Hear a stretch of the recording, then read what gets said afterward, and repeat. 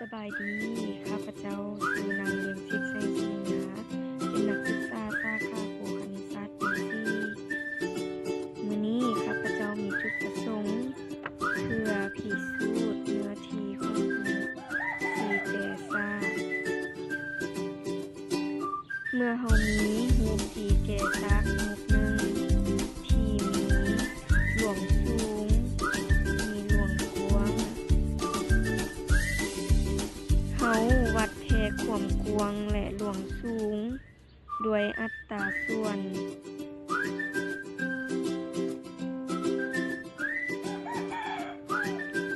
คำอิฐเฮาแต้มสิ้นสื่อหลวงตั้งซึ่งว่าระยะแม่นเท่ากับ1ซมเฮาแต้มเส้นที่2ด้วยระยะเท่ากันกับเส้นตัวที่1แล้วแต้มเส้นตัวที่3ด้วยระยะเท่ากันกับ2เส้นที่ผ่านมา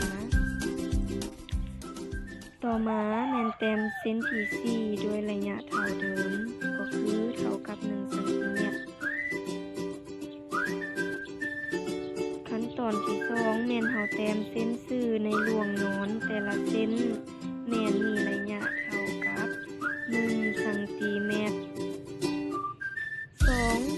เฮาขีดเส้นสื่อในหลวงนอนทั้งหมดแม่น3เส้นด้วยระยะห่างเท่ากันรูปจัตุรัสแม่นเอิ้นว่า1ตารางเมตรที่ใช้วัดแท้เนื้อที่ของรูปสี่แก่ซ่าซึ่งว่ารูปจัตุรัสแม่นจะมีหลวงกว้าง1ซมและหลวงสูง1ซม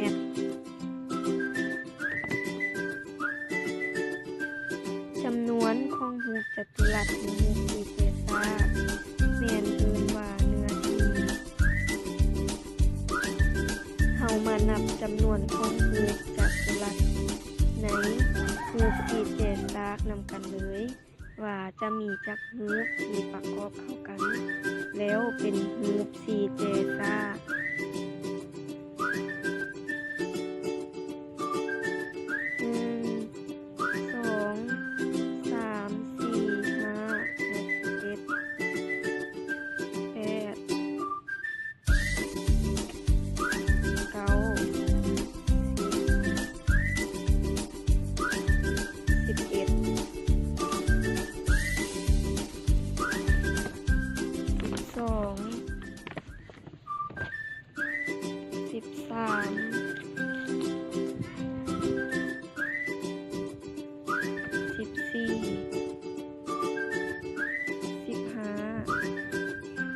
เห็นได้ว่าเนื้อที่ของรูปสี่แก่ซ่าแม่นจะเท่ากับ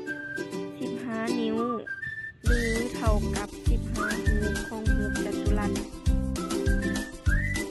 เนื้อที่ของรูปสี่แก่ซ่าแม่นเท่ากับจำนวนของรูปจัตุรัสถ้าบ่มีรูปจัตุรัสแม่นจะเท่ากับหลวงสูงคูณหลวงกว้างเนื้อที่ของรูปสี่แก่ซ่าแม่นเท่ากับจำนวนของรูปจัตุรัสถ้าบ่มีแม่นจะเท่ากับหลวงสูงคูณหลวงกว้าง